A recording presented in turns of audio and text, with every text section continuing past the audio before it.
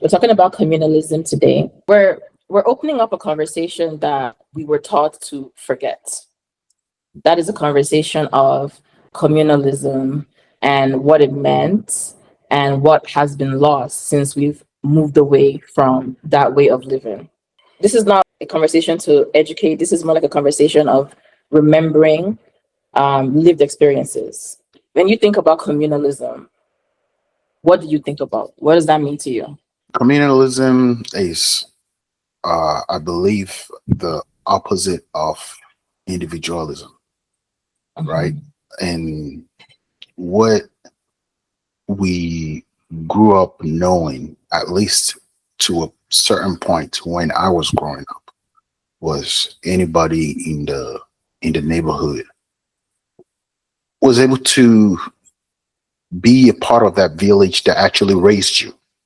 I remember a time where when you were not doing what you were when you were doing what you're not supposed to do, or you're not doing what you're supposed to do, anybody in the community can come to you and scold you, and you would take to that, because if anybody that's a little bit older than you, especially if they are old enough to be your dad or your mom, whatever they tell you, it's a representation of what your parent can tell you too. Going back to the start of the conversation of what that means, it means being able to live as a community, being may not be totally off grid and self governance. That's not what most people want. Most people just want a community of people, like minded people, actually sharing a goal of moving that community forward in the right direction. That's what I believe that is. Well, when you mentioned about the community child raising, I think that's the example that you were alluding to when you spoke Yes, earlier. When you think about that, it also ties into the general understanding that our survival is dependent on one another, absolutely. right? Which is a stark contrast from what we see today, which is a community or societies that are very individualized. That's a word, but you know, hyper individualism. That is what is preached. That is what is echoed. That is what the economy is set up for. Thank you for letting me know what your thoughts on communalism is.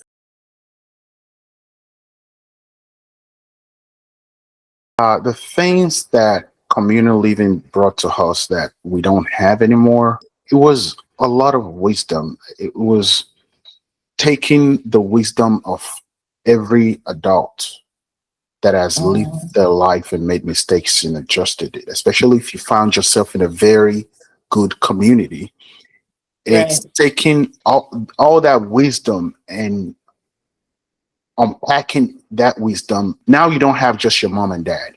You have about 15 moms and 15 dads that share the same mindset, and they are putting all that wisdom on you. And that's like a library itself, right? Right. It's like a natural library. You don't have to go to, you know, get a book. You are dealing with this intelligence of 30 different people that are bringing their life experiences. They're bringing the things they've learned up through their lives, the mistakes they've made, how they corrected that mistake. You were bringing that in, and you are growing from there. Each other's lives every day. You see, you work together. You probably have farms together. You share the chores in the community, right? Like Right. who sweeps the square today? You had a roster. That's what I grew up on, right? In the compound, there will be a roster of who did what, right? Is it the my next door neighbor's time to sweep the square, the little courtyard? Is it their turn to take the garbage out? Is it their turn to burn the waste? Everybody had their own chores. Everybody had a responsibility. Those are the things that we lost because, like you said, we've been preached individualism, and because so much is going on around the world, I don't really blame people re- resorting to that. It's the it's the way the world has evolved, should I say, or devolved, because I don't think Yeah. it's an evolution. I believe it's getting worse. Trying to give somebody a ride could be, you may never make it back home. You know, those things were not the things that used to happen back in the day. There were Right. times during when my parents were growing up, people didn't really man their produce at the market square, right? They just put the stuff there and go home and go do whatever else they have to do, right? People come, the price is already on there. People come, they leave the money and take the produce. That's it. They won't take more. There were no CCTV camera. They won't take more. They will not leave less money, right? There were in the community that my parents grew up in, that was how it was, right? There were still some Right. people that were, you know, at their post and still selling their stuff, but a lot of people just have other things to do, right? They leave their stuff there. People already know how much and then there are even times that you just have to go do something quickly, and you tell the person next to you that is selling the same thing you're selling, and you will still tell that person, hey, if somebody come here, tell them this is the price of this is the price of that, this is the price of that. When a customer comes and goes to that woman's stall or that man's stall, just because the neighbor is selling the same thing, she's not going to say, oh, just come over here, let me sell you mine. No, she's going to get up from her post, go over there and go help the neighbor to sell her stuff. It's believed that what is yours will always come to you. The customer wanted to buy from you, it wouldn't have stopped right there. She wouldn't have stopped right there. She would have come to you, or you would have come to you to buy from you. Those women would collect the money for their friend, keep it, Mhm. and then give it Yeah, to her when she came. definitely. Yeah. Yeah. I Absolutely. remember Yeah. that. I remember there were times that if they're buying more from one person and their stuff was going down, you know, their produce was going down because they're selling so much, they Right. tell their neighbors to give them some of theirs so they To can sell. help them. Yeah, Hmm. that's how it was so easy. We had farms all over. I grew up on, farming. My dad had farms all over. We used to, on the weekends, early Saturday morning, we gone to the farm, right? We get there, we do, a bunch of work, we try to do whatever. And then when it's time to harvest, my dad would give everybody, even though they also harvesting, right? But my dad would give everybody part of what he just harvested. It was like that. When he cooks, when we stop to relax, like Right. midday or something, and we got food or we cook from what we already have on the farm or stuff, everybody from their farms are coming to eat. Sometimes you go to other people's farms too to go eat on their farms, right? So it was also always being a communal, try to grow together. Said many things that are so important. You talked about shared knowledge Hmm. when you said in a community there was a mindset, right? There was a sort of like an unspoken rule that everybody sort of lived by and followed harmoniously, not by force, not as part of a system, which is something else that we're gonna circle back on. Is when you talk about communalism, people automatically want to start defending capitalism or telling you why capitalism is a better system. Hmm. And my stand on that is communalism is not actually an economic system, it's a way of life. And everything that you just described right now, you described a way of life. You did not describe to me a system. People enter into this way of life harmoniously, like I said earlier. So it's not a mandatory thing. It's like this is part of our collective survival. You talked about elders as libraries, pretty much. You said that a community will preserve its knowledge within itself, and every member of that community will benefit from that knowledge. And you said that these knowledges day back, and you said talking to elders would be like talking to a library, which is so key and fundamental. And you also talked about shared labor, which when I think back is like what most of us who grew up back home experienced in the sense of like compounds. So if you had a compound that was not fenced off from your neighbor, that's another thing. There were not much fences either. Yep. Um, and you guys would, this family and that family, being part of the community, would together share the labor. Shared labor was really important in also, unburdening your neighbor, and makes things more effective. Things were done more effectively when labor was shared, and when labor is shared, things are done more effectively by nature. Everything you talked about is essentially a way of life. I talked about also dependency and trust, which is something that we've lost now.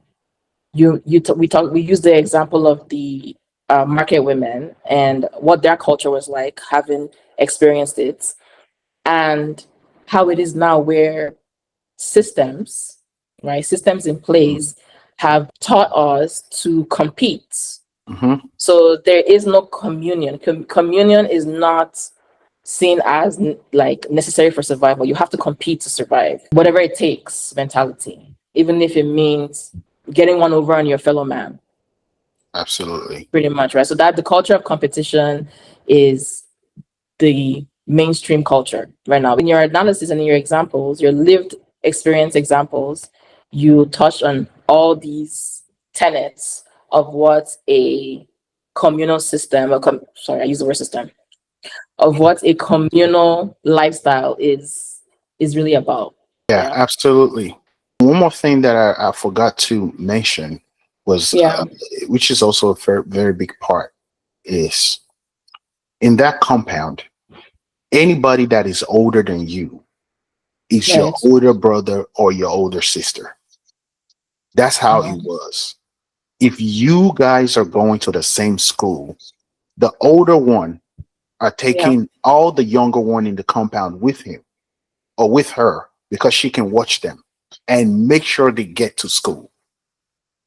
Right. When I was growing up, my sister was, older than me. So she was 4 years older. Well, she's still 4 years older than me. I get it. Yeah. So she would take me and like 3 other kids to school with her because, we went to the same school. And the parents of those other kids trusted her enough to let all of us go together because it was a community. You get what I'm saying? I get it. So I get it. It's, it's not like you're just handing off your kid to somebody. You know the parents of that person. You eat from the same farm produce. You may not be related by blood, but like you were saying, you were related because you were in the same members. Community. You are a productive and active member of a community that has been built on trust, hard work, integrity, and all the tenets of a successful community.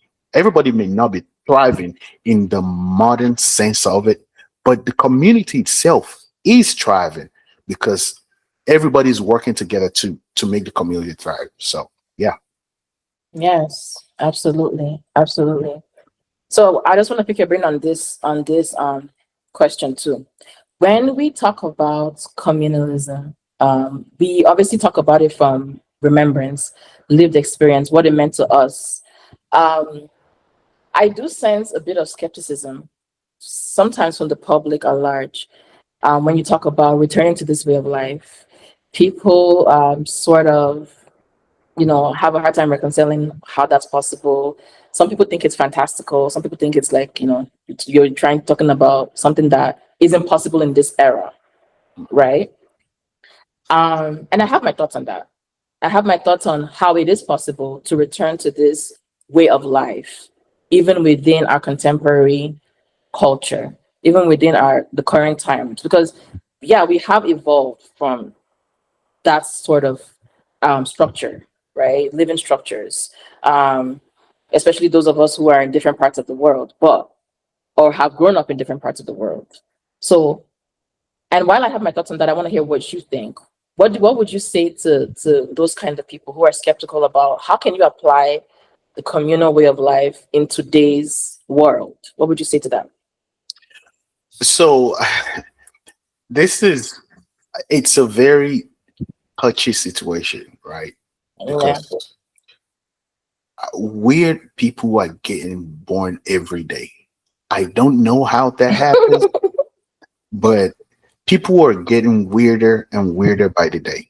People are scared of the unknown, of what can happen. Right. Another problem is a lot of people mistake communalism for communism. Yes. Two different things. Completely. Communism is a system that has they say it's decentralized, but it's not, because there's still centralized elders or oligarchs that handles the wealth that other people are actually working for. That is communism. I love that. I love that. Communalism is more of, I won't even, it's not even governance, but it's a decentralized way of life that does not put anybody at a disadvantage of what the shared net worth or network or a property, intellectual property or physical property or whatever it is. You are carrying your own weight. There are going to be times that somebody in the team it's and that is, and I'm gonna circle back, right? That is the reason why a family is the building block of a society, right? It starts with the family. It is not both people bring 100% all the time. That life does not work like that. You are never going to be 100% at the time. There might be sometimes you will be at 130. You just have all this energy in you that you could move mountains. There will be times that you will have 10. You will have 10%. You barely leaving yourself, and you need the other person to come through for you, right? That's the way communalism, used to work, because you have a network of close friends and family and a network that lives in the same compound that you see virtually every day, that whatever decision you make in your life affects them directly.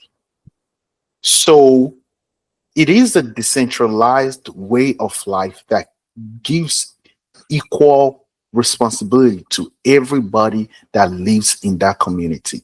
Way different than communism. So I think people hear community and they just like, oh, I'm not doing it. They don't want to listen to the last part of the word. And that's number two. Number three is we've been sold to be just by ourselves. If I've seen people that told me, oh, I mean, he says hi to me every time. That's weird. It's not weird. It's just being nice. If you live in the same street, I have my maybe I just want to be outside and get some breeze and just sit in my driveway, and somebody walks by. It's okay for me to say, hey, how's your evening going? Right? Yeah. Ain't nothing weird about that.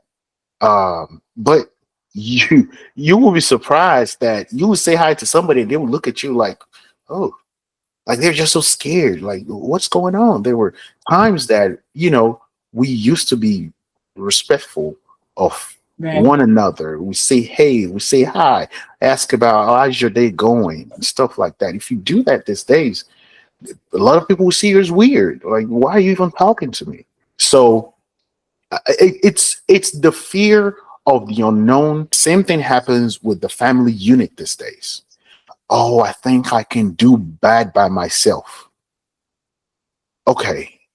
I, I mean, I understand if your lived experience has been that people coming into your life are just making things worse for you, and you decide to be, hey, I'm just not going to do it anymore. I'm just going to be here by myself. That's good. But one of the best way to live a fulfilled life is to have a network of friends, network of family that share the same mindset as you. And that is what we have lost, and that is what we should try to get back to. Yeah. Yeah. Nobody wants to be weird.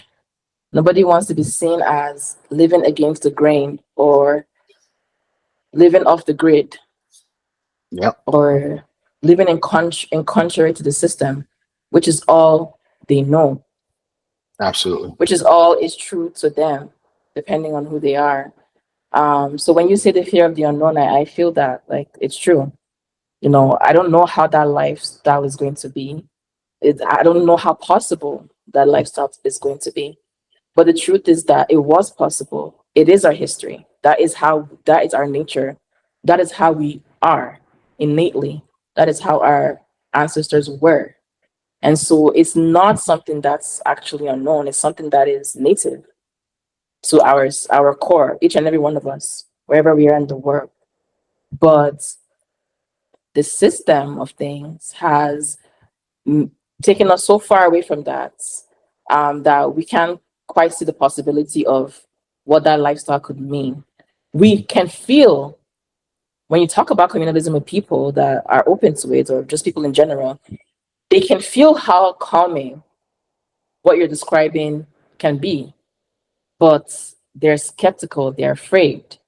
So I think you were spot on with the fear of the unknown. And of course, like everything else, what we're being fed in society is really just conditioning. And one of the problems, right, about because if you know, you will not be afraid. And so a lot of us have moved away from knowing. We don't know, which is part of the reason why these conversations that we're having are so necessary. Because when we continue to talk about these things, it is our hope, anyway, my hope, that we begin to remember ourselves again and apply our way of life in within this system, which we're all forced to be a part of, because it's still by force. They call it democracy, but at the end of the day, you know what it is. So yeah, so part of that remembering and becoming unafraid and relearning will come through conversations, and also the willingness to expand one's mind, to conceptualize and to reflect on what is being said about this way of life. Is it super possible to transplant the communalism that our ancestors practiced in 2026? No. Logistically, even no, right? But like you mentioned, there are tenets of how we can apply that, especially in our social life, in our social circles, in our rejection of always living in a competitive mode, in an untrusting space with our neighbors. By opening up more, by having those conversations, by creating communities, truly cooperative communities. So there are many different ways that we'll get onto in this conversation about how we can apply aspects of communalism lifestyles from the past into present day. Where do you still see communalism being practiced today? Where would you say? Like you said, right? The people that practice it today, uh, they are not practicing it as they used to be back in the day, right? Uh, I can say a little bit of communalism is if you have like a parent teacher meetings association thing where you and like-minded parents meet to discuss the progress of your kids now to make their school life, their um extracurricular activities to be better, and trying Right. to figure out what kind of programs you can introduce in the PTA. And another one is the HOA. Trying to figure out what you can do. Homeowners Association. I don't know if you have it, if you all have it, Yeah. where you try to see what can you do to make your community better. What, do you need a new gym? Do you need a, but it's evolved. It's not the same way, right? Way that we're we're I would say it like this: we are living together apart. Even though we're in the same streets, but we're still living apart because my next door neighbor, I probably haven't seen him in about 4 months, right? Uh, Yeah. I've never been to the inside of his home. He's never been here because we are living this way of life right now that everybody is working. We barely see our kids, right? Barely see your siblings. You barely have time to talk on the phone to anybody.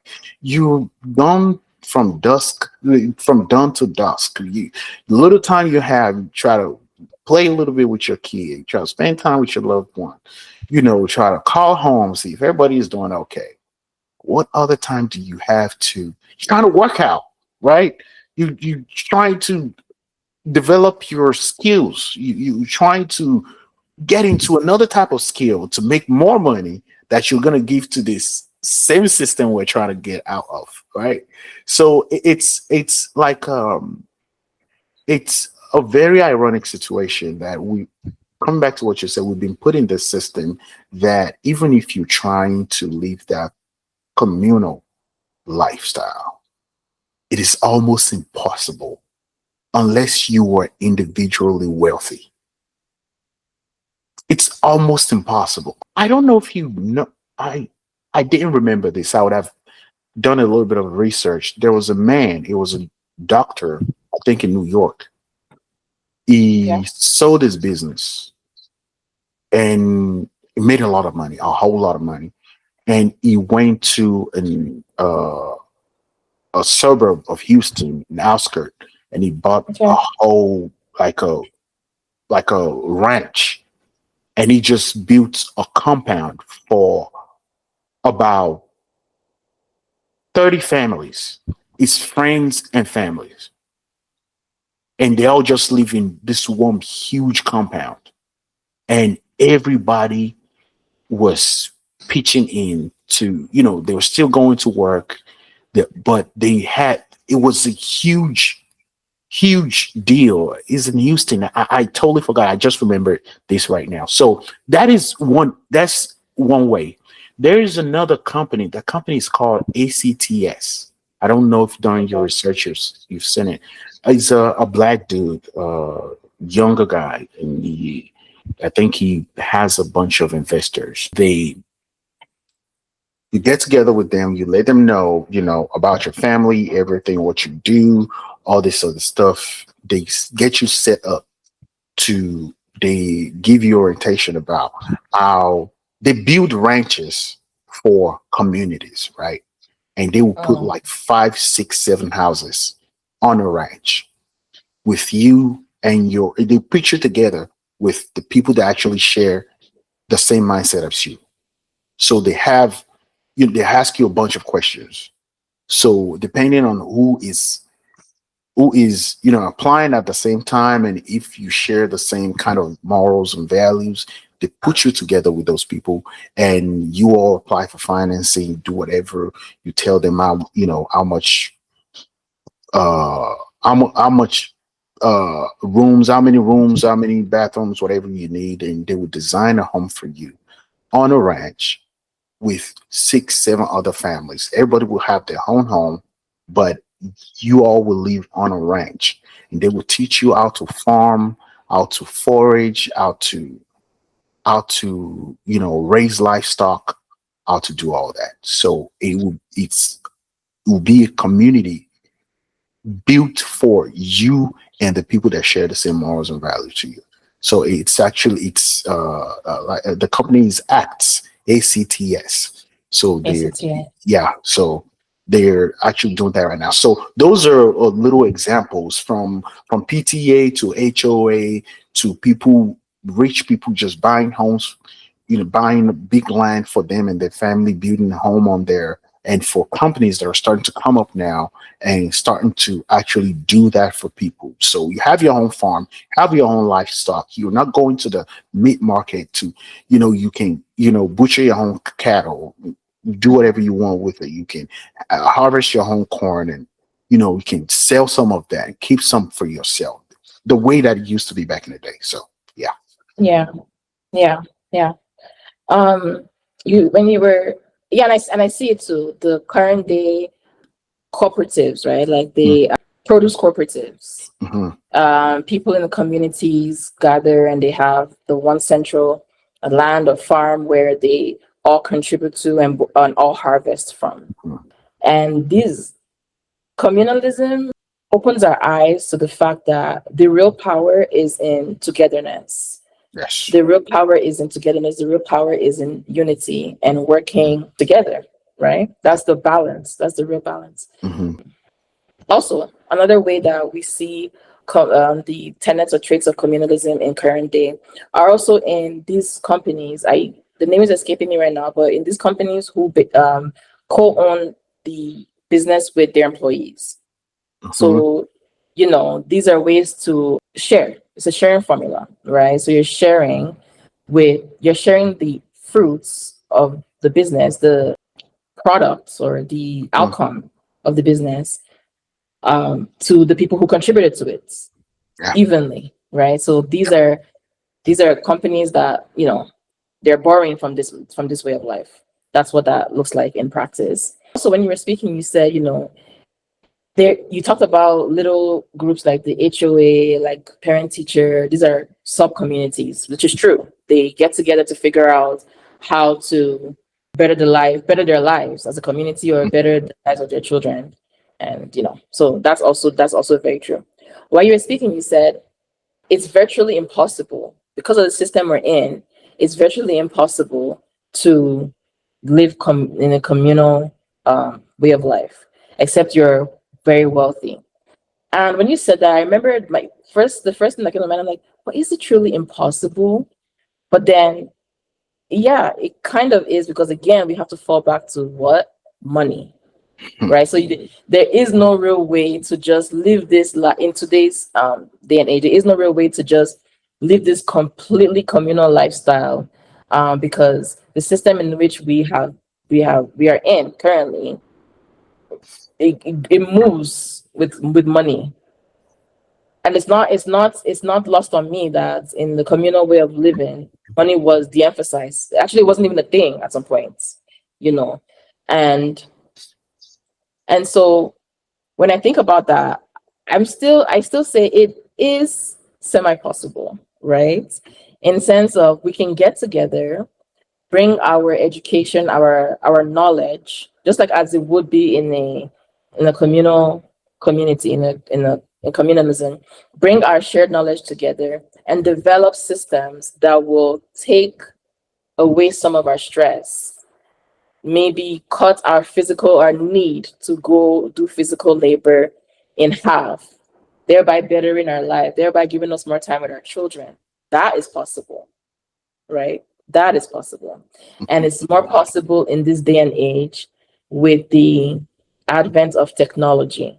What is seemingly impossible these days is how to get people to see that, to agree to that, to get together on that. You said a few times over and over again, which was something that I appreciated, is that communities are set up of people who share the same values. What I just talked about, there's probably many of us out there that think like that. But we are not thinking about that together. We are not in communication. And it's not also a coincidence that society and the current system thrives off of us existing in silos. even though we are neighbors and live on the same street, like you said, right? Because you have to work. Remember when COVID happened and people had to stay at home? You remember a lot of people have varying experiences with the COVID pandemic. And to a degree, it felt a little bit restrictive in certain aspects. But I don't know if more people will agree with me, or if you agree with me, there was a connecting that was happening with us, you know, that was unprecedented, because now we're all home. We're all in a more relaxed state. All of a sudden, work from home was possible for virtually everybody. These are things that you have to either be at a certain level of management or beg them for, or just accept that you're never going to get, right? Especially if you work desk jobs. All of a sudden, these things were work from home 100%, you know.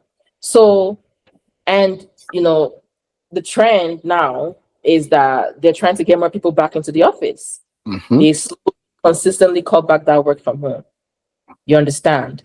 So yeah, so I think that returning to that way of life is not 100% possible, because we are no longer in that era. We have evolved as a people, as a race. However, there are still ways in which we can borrow from that knowledge and apply it to today, and it will take us understanding or realizing or coming into the know that we share these values. And the way in which we can get to understand that we share these values is through communication, which is what we're doing. But it's also going to require courage, the courage to see truth, feel truth, and accept truth, and the courage to try it. Try to go back to that mindset. Trust in thy neighbor. Trust in, I will share the same values. How can we get together, put our hands together, and develop some kind of system within the system? It's possible. Nobody's saying you can't. You just think you can. Because first of all, you don't even have time to think because you're at work. So let's start there. You understand? So yeah. So that's what I think about that. I agree with everything you said on that one. It is they stuck you in a there's I'll look for that video and I'll send it to you. I don't know if you've seen it before. There was a machine that was installed in a museum. I don't remember what that machine was called, right? The job of that machine is to so the machine was built to literally leak oil, engine oil, and its job is to bring back all those leaked engine oil back to itself to feed off of. That is the only reason the machine was made. So the machine was installed about 40 years ago, and it became slower and slower every day. Keeps doing the same thing over and over for 40 years. It's an unending cycle, right? Is bringing those oil back to himself just so it can leak again, just so he can bring it back to himself again. We're trapped in this never ending cycle of working, waking up, rushing out the house, working, driving like bats on Yeah. highways, getting to Yeah. work, working, making it back to the house at night, getting 5 hours sleep, and doing the same thing over again tomorrow. That's it. There's a reason they call it the rat race. Yeah. But like I said, it's a big start. It's a conversation. We Yeah. have to start with this conversation. And Yeah. then with the conversation, actually admitting there's a problem. That's the first Yeah. solution to any problem, right? Knowing and recognizing there's a problem, and then trying to figure out, you find out there's a problem, find like-minded people, try to brainstorm on how to solve that problem, and then move to actually implementing that. Right. Like we say in Nigeria, talk is cheap, right? Can have this conversation till for centuries. We have to start from somewhere, but who is going to Yes. take that first step? Do you trust your next door neighbor enough to go into that with them? Are you absolutely sure that when the life of the person you love the most in the world is rested in the hand of this neighbor, do you really think he's going to put his own life in the balance to try to protect the life of the person you love? You don't know. Are you willing to risk that? No. So how does it start? How do we even begin? I know. I can tell you how it began. Okay. I know. I know. I know how it began. I know how it began. And I understand everything you said because that is reality as we know it. But I think that we can there are now systems in place. For example, we have the legal system where you can draft agreements, and it doesn't mean that there isn't still always going to be a human factor. The human factor Mhm. is a reality, you know. However, there are systems to mitigate those variables. For example, the legal system, you draft documents, everybody sign here. When we do this farm, whatever we sell is going to be shared like this. You sign, you sign, you sign, you sign. So there's that, which should help with trust, or should provide comfortability or security. But then there's the other part, which is, like you said, the willingness, right? The belief, the membership, right? And then there's also technology. So we can harness the tool that is technology to do these things, to develop these solutions to our communal issues, or to address prosperity or whatever. We can use technology for that, and we can use contracts to enforce them. So I see a possibility there. You said something else. You said where who is going to start, and I'm here to tell you that Afromanjaro is started. This is why we're here. It is us who are going to. Yeah, I know. Sounds a bit ambitious, but I'm not. I'm not joking. I'm serious. You know, Hey, it is I'm all us for who. Yeah, yeah. It is us who's going to open up that passageway again. You know, we're going to start. We're going to keep talking. We're going to organize ourselves, gather like minds, people who share the same value, people who envision the same future. And like you said, we just have to start. I love that. We just have to start because what is seemingly impossible, like it's always impossible until it happens, right? We start where we're at. Money is still the engine grease of the current economy. Mhm. But it could. Who says it can't? It could get to a point when we start and we just follow in our beliefs and continue to live healthy, harmonious lifestyles in accordance to our truths, right? And get to a point where this other system starts to become, we start to create our own system within the system. And maybe one day that system can become obsolete, just as it was in the beginning. We organize ourselves by ourselves. There wasn't all these fine prints Yeah. or these systems that are disguising, like democracy. Communalism addressed democracy. There was fairness, there was equity, justice, and fairness, and it was natural. You understand? There was no capitalism. That was not a system in communalism of the past, because money wasn't a tool of exchange. It was goods for goods, skill for skill, which is another thing that we can employ in this age. If you want to build something, if we gather ourselves and want to build something, maybe a software, We have people that have different skill sets. We have people that are policy people because they went to school for that. We have artists like you who can maybe come up with the model. We have actual developers.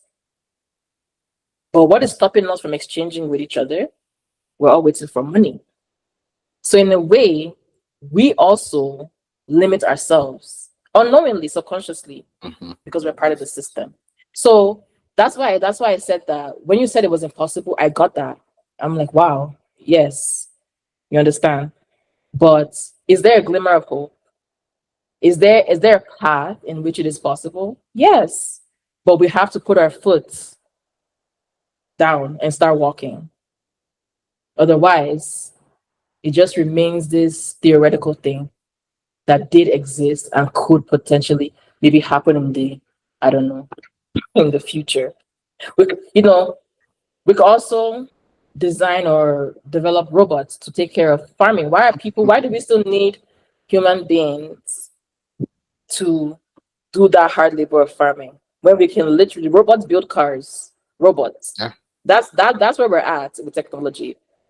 So what is the reason for still having people labor and dig holes and manually plant all this stuff when we can have those addressed by with technology? It's because there is a need for that, because then how are they going to continue exploiting people from other countries for cheap labor? How are they going to continue to keep us tied down to this system? Whoever owns your time owns you. Absolutely. And that is the goal of capitalism. And that is the system in place. And it's like you said, it's designed. Nothing about it is natural.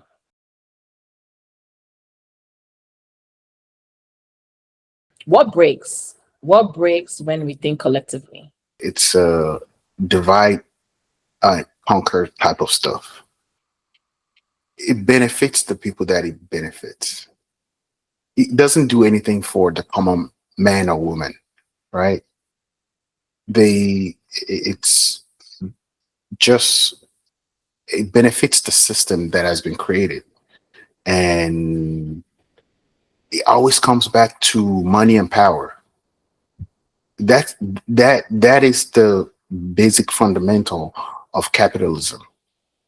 It's the money and power. How do you keep this meal, this money making meal? How do you keep it running?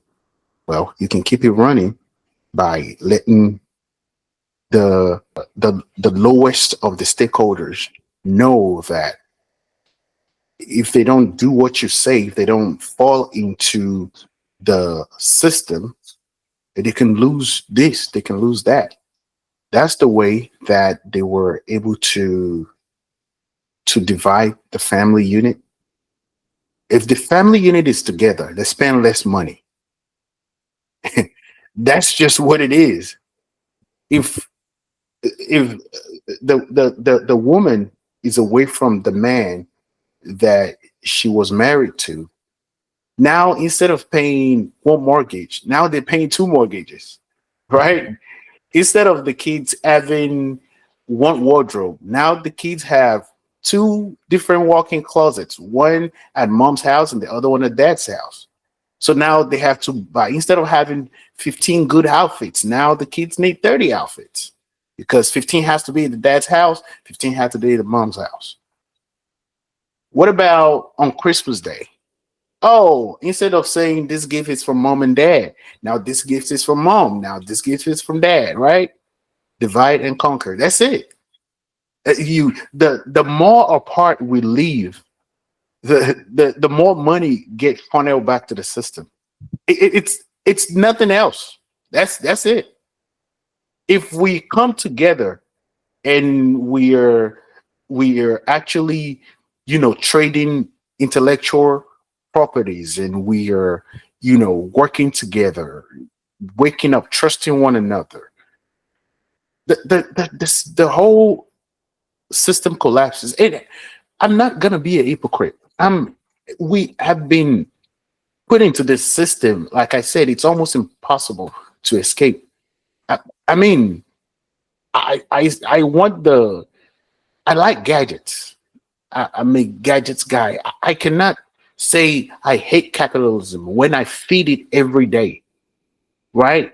Uh-huh. When I pay my Netflix and Hulu and whatever else subscriptions I have, when I pay it faithfully every month, right? When my Amazon account is always something is always delivering, right? Oh, yeah. You understand what I'm saying? I can't.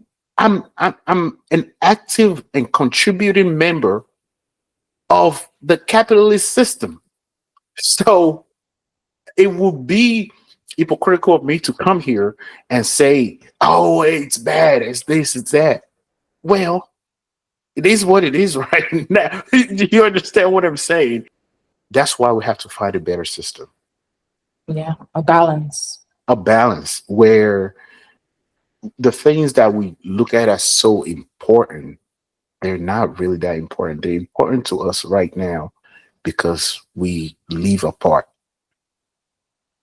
right? We live apart. Imagine if there's a big old uh media room, Uh-huh. a big media room for the whole community. 5 families, 6 families, 7, 10 families. They have a a size of a movie theater where they build a media room in the middle of the compound, and everybody goes there to watch movies every Friday, Saturdays, and Sundays. Right? You get what I'm saying? So Uh-huh. if we do that, that means there's no need for TV in every room in the house. Right? There's no need for everybody to have 10 different subscriptions, network subscriptions, and uh Wi-Fi subscriptions and all this other stuff, right? Uh-huh. If there is one big central phone for the whole community, now we don't need to carry our cell phones, right? Now we don't need a family of 7. All of them don't need phone. All of them don't need individual phones. Maybe they have one one phone in the house for every Right. house, a central phone. It's still a mobile phone, but it's a central phone. Everybody could use it, right?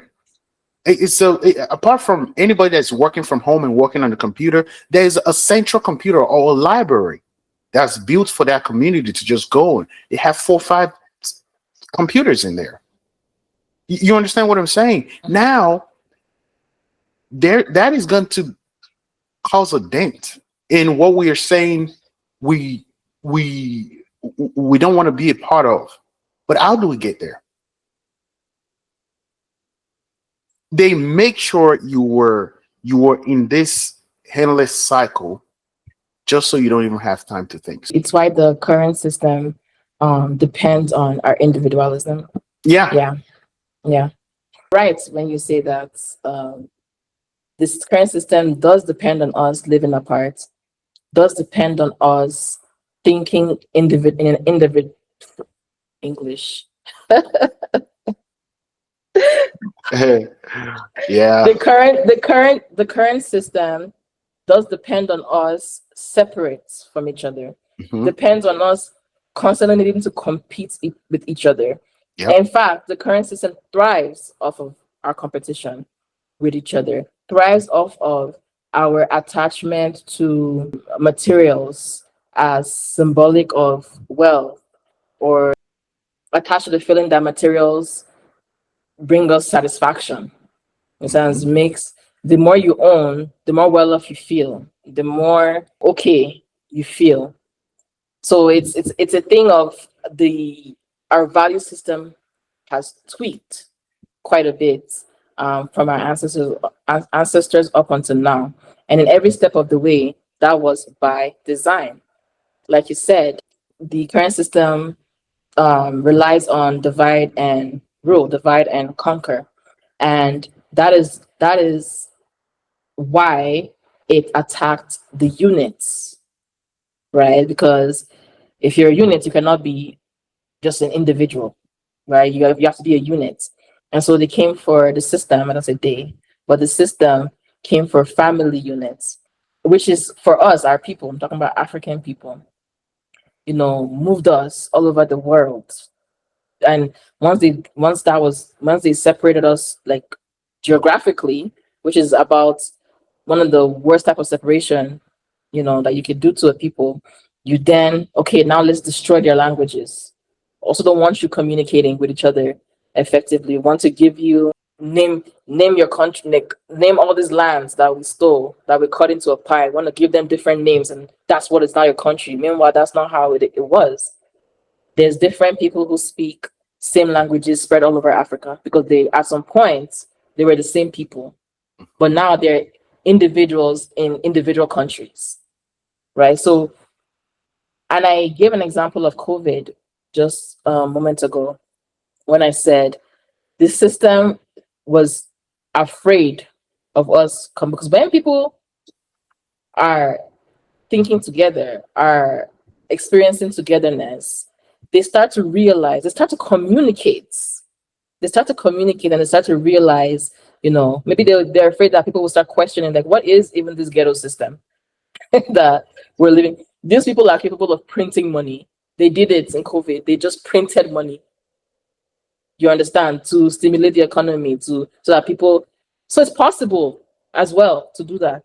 What breaks when people think collectively? Capitalism breaks. No, the money that's being funneled to the pockets of the people in power, that stops. Their pockets breaks. What they're able to how they're able to manipulate us stops. I'm trying to hold us to responsibility, because I believe that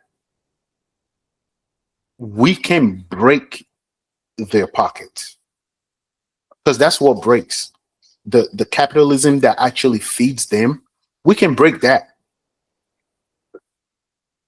But how do we break it, though? You realize I keep coming back to this question. Like, how do we do it? We know exactly what is going to happen. They are not going to lie down and let us break it. You do know that they will fight back. They will fight. They don't want you to go free. They don't want you to be independent. They don't want you to live off the grid. They don't want you not be a part of the system. Just so you know that every family, every person counts, right? Every person counts.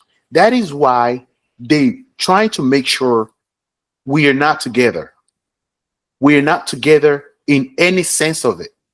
They come down to the smallest part of the society to make sure there's going to be competition between you and your ex, because you're trying to compete. Who is the better parent? Who gets the kid the best Christmas gift? Oh, I'm getting the PS5. Now you got to top that. That is the mentality they have put in our head, that okay, now we have to attach materials to what makes us a good parent or a good friend. So we have to understand that what breaks is capitalism itself, but are they gonna let us break it? And they have what we don't have. They do have all the capital. They have all the money. They have a way to make our lives miserable if they want to. They have a way to make sure we never achieve what we are talking about. That is why, however we are going to do it, and I share your optimism. I really do, because I think, and if you notice, people are actually going back to the ways of our ancestors. Absolutely. The movement is crazy. Right? I know Absolutely. you've seen And it. it's global. which And it's is, global, yeah, which yeah, is crazy, right? So that is a good step. That is a good step in the right direction. So if these things keep growing, the same right. thing with primitive architecture. Everything has to. We have to. If we don't try to move, or at least slow down, or move back to at least slightly in a more evolved way to the way we used to live back in the day, the way we used to design, construct, spend time with family, you know, live communal. The next 3, 4 generations are going to find this earth very hard to live in. Absolutely. Absolutely. So, so, Absolutely. but the people that already secured the fifth generation, they have enough wealth to make sure their fifth, eighth, 10th generation does not have to work. Do you really think they're going to let us put that dent in their pockets? Yeah. Are they going to let us? No. Yeah. Do we need them to let us? No. And of course, this is not to take away from anything you said. Like I said, a part of us even attempting to organize ourselves and try to follow this path, follow our way back home, is Mhm, going to require an unusual way of thinking, even. mhm. You understand? To think against the grain. It's going to require a lot of that. For some more than others. What breaks? What breaks when we think collectively? Control. Centralized control breaks. Centralized control breaks. And once centralized control breaks, a lot of things, it's a ripple effect. Because centralized information, like output, okay? Centralized media, centralized everything. It just is a ripple effect, because even when you were speaking about the co-parenting example that you referenced earlier, about one parent feeling the need to outdo the other to come off as a better parent to a lot of people whose business it isn't, whose business their parenting shouldn't be. I couldn't help but think about family court. That's another system. That's Yep. another system within the system. It's family courts. And family courts will help you do that. Will help really entrench that combativeness or that competition between mom and dad. Something where, maybe you're going to your dad's house, all right, here's your luggage. When you finish, your dad like, bring the same clothes back. No, no, no, no. Can't do that, because then when you wanna maybe, I don't know, when you want to go on vacation and the other parent is not agreeing, you can again carry paperwork to the court and say he doesn't even buy her clothes. Here is my Yep. receipt. So that is a system within the system, and every single system and its subsystems in this capitalist, democratized, or pretty much capitalist world Hmm. is designed to keep us working forever, consistently in that rat race. And so they cannot risk us collectively thinking, getting together. That's a risk that the system cannot actually withstand if it's done, because that is power. That is spiritual power. That is power going back to that's nature. Yeah. There's no entity can come against nature. That is nature. You understand? So that's what breaks in the system when we think collectively. And that is why the system in place and the system of things, is designed to just consistently pull us apart and give us no vision and no way to think about how we can come together. And we will come together. We will come together. We have to, like you said, because this system is not sustainable. I find myself getting into micro arguments with people online when I talk about communalism. They camp under my comments like, "Oh my God, this is just not realistic." And it's like, yes, it is realistic. You understand? Yes, it is possible. It's it doesn't have to look like how it was in its ancient form, but it's very possible. And we are in the majority. We have the power to affect that.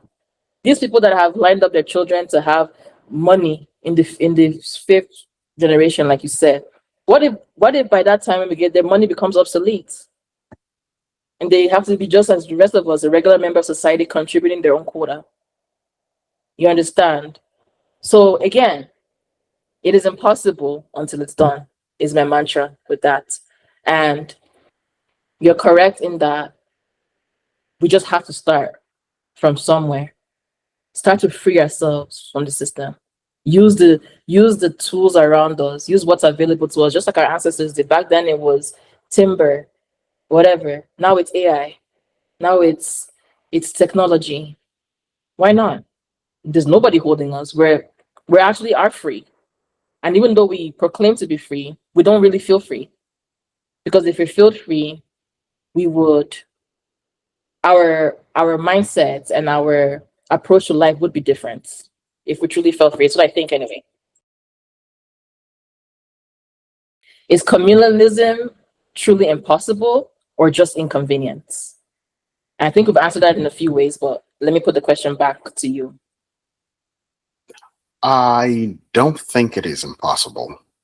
Yeah. I think I don't even think it's inconvenient.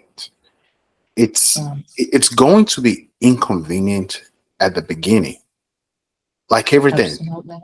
right? And especially when you're not doing it by yourself. It's not impossible. It is going to cause a lot of inconvenience, right? Right. A lot of inconvenience at the beginning because it's going to fail. There's going to be a lot of failure, right? It's going to be a lot of failure. That's when our resilience is going to be tested.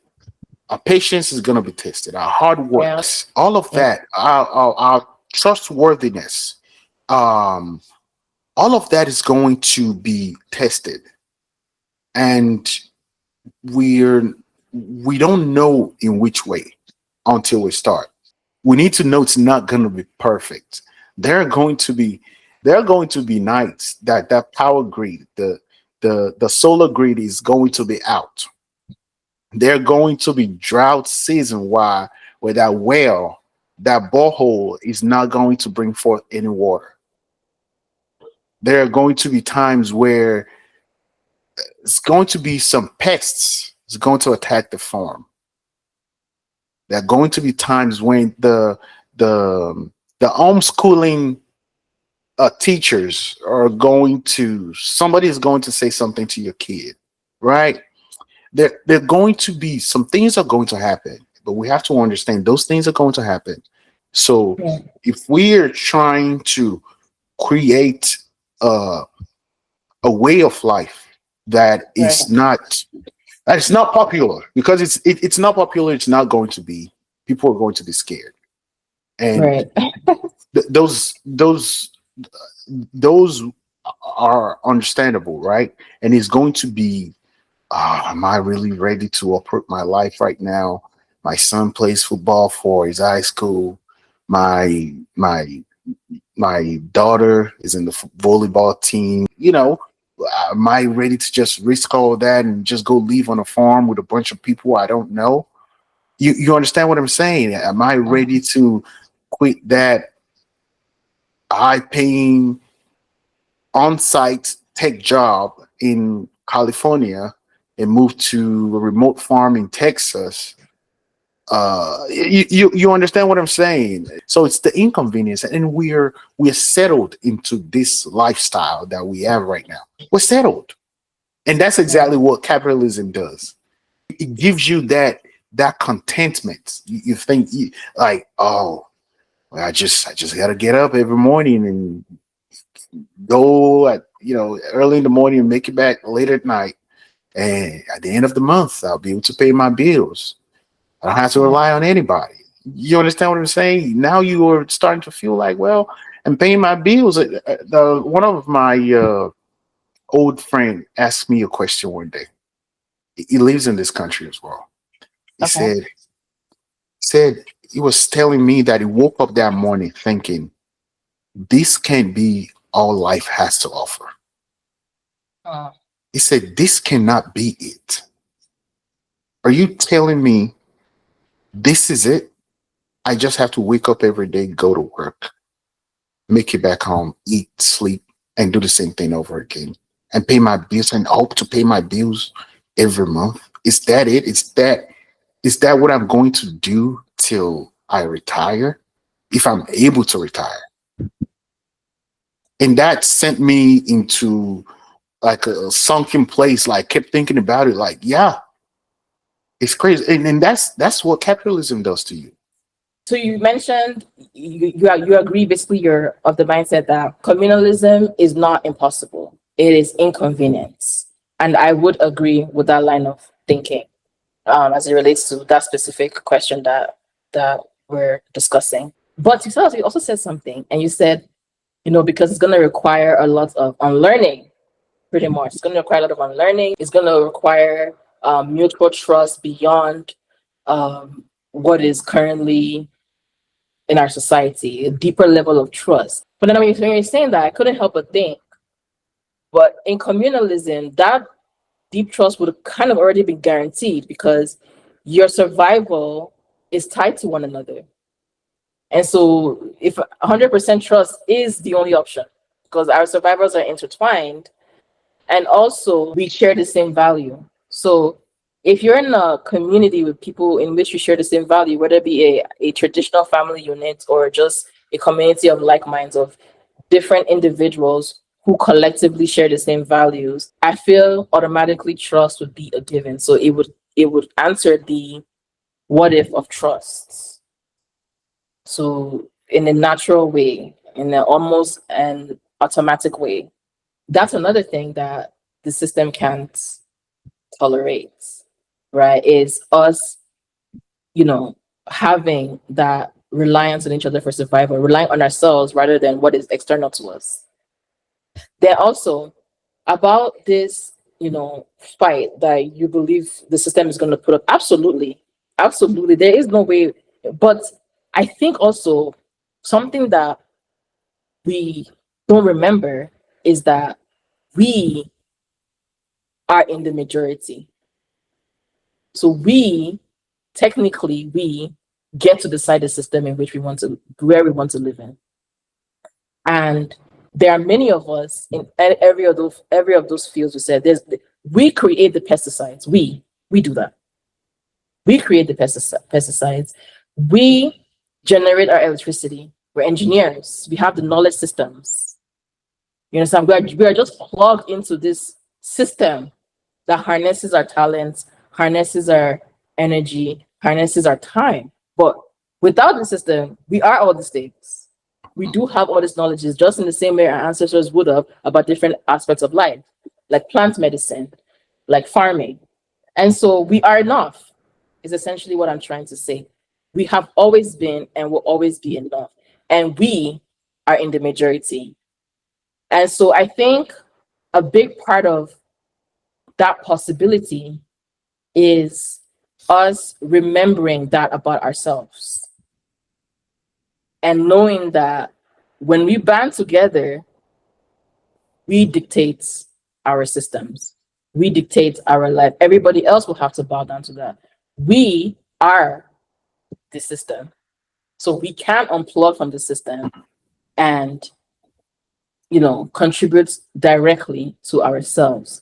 I envision a world where money isn't necessary. Now, is that light years away? I don't know. It depends on how quickly we wake up, depends on how quickly we start to have these conversations and stop looking at each other like aliens, about talking about things that we lived through. We are a product of our ancestors. We are tied to these ways of living, One thing that you mentioned before, you said what will break, and you said capitalism, the pockets of the system will break. It reminded me of in Canada, South Asian families, the people will call them Indian, but they're from South Asia. When they migrate to Canada, they live in the same house, generations, grandparents, brothers with their wives and their kids. Each family stays in this house, share the same car, share the same bills until they can each venture off and buy their own places. This happens within the South Asian community in Canada that I've witnessed personally from just being Canadian and being friends with people who emanated from such arrangements. What did those people do? The people who do that, the South Asian people who I know of who do that, is they brought their culture, that part of their culture, to the West. That is also a culture that we have as Africans in Africa, where everybody stays in the same house. There wasn't this hyper like, oh, but you move out when you're 18. It was typically you move out after you're married, or you get your own little caravan or some kind of external property on the compound if you want to be an autonomous adult. You had grandma take care of the grandchildren. Thereby, there was no need for daycare.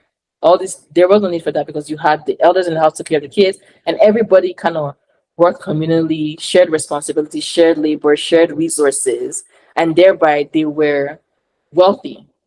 They're prosperous family units.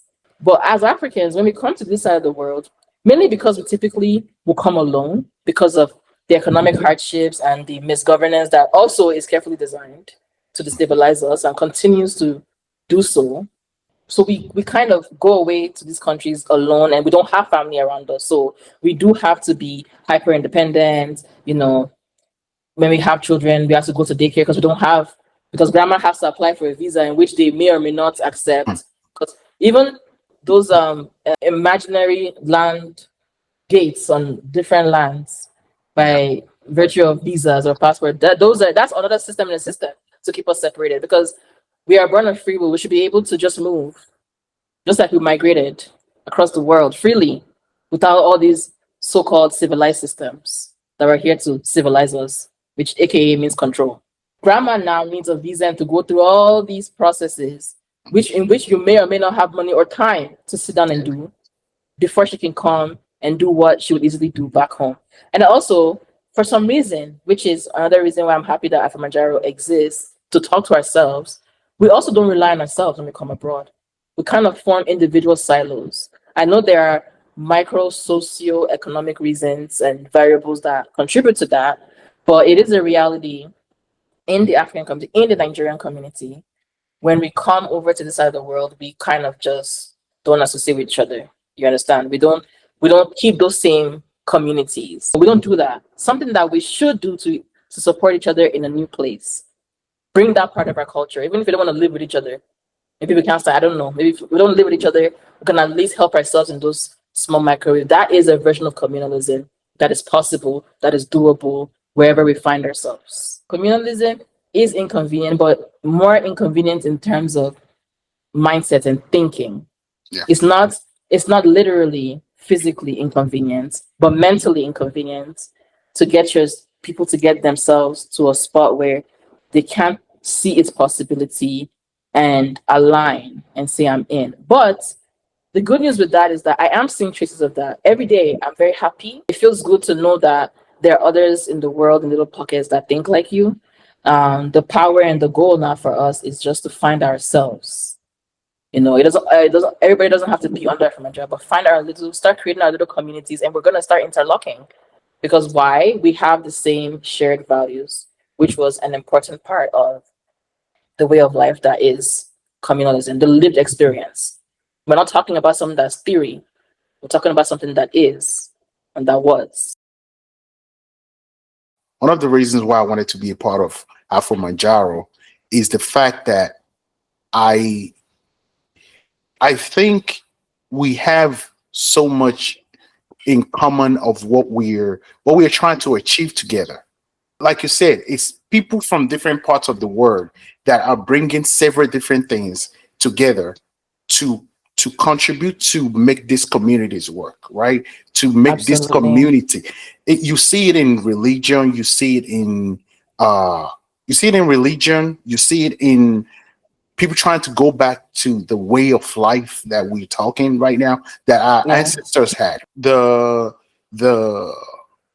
coming back together instead of being individualistic, right? So it's one of the reasons that when you told me about the old thing, I didn't know where you were taking it, right? Right. And now that this has already become maybe we can call it a monthly conversation, we are going to keep developing from there, and then we are going to expand to, I know, because there are so many other people that are talking about this now. Absolutely. We are going to keep plugging in those, whether you like it or not, those people are going to find our conversation. They will know these are Right. not researches that we've done. These are just us on the surface, right? We are still talking on the surface. Now, when we merge together with people that are doing just surface talking about where we want to take this thing, now we have connected to several people from different parts of the world. Now we can put in the money, the time, the effort to dive deep into that research and actually bring this into life to build a better community for our kids and grandkids. That is precisely the heart of Afromanjaro, is, and its goal and its mission and its hope and its dream is to organize that community and take on social projects, or just not even, we don't even have to take up projects. As long as we have ourselves and we know, we're in the know that we have ourselves, a lot of things will come to life by virtue of just having that base, having that structure. You understand? So we can approach projects together. It doesn't have to be monetized. Wherever we need to apply, we Yep. can. But it will mainly be an exchange of ideas, an Yep. exchange of skills, an exchange of services. That is what I imagine in my mind's eye when I think about the necessity of Afromanjaro. I think of Afromanjaro as the mother figure who's going to be the vehicle of rebirth and remembering and realigning. The future is bright and it's an exciting journey. And this conversation of communalism, we're going to keep approaching it from different angles and just carry on the conversation and rub minds with each other. Like I said, this is obviously not a conversation for us to educate, sorry. It's just us thinking out loud together. Yep. That's what this is. And so I do thank you for your time today.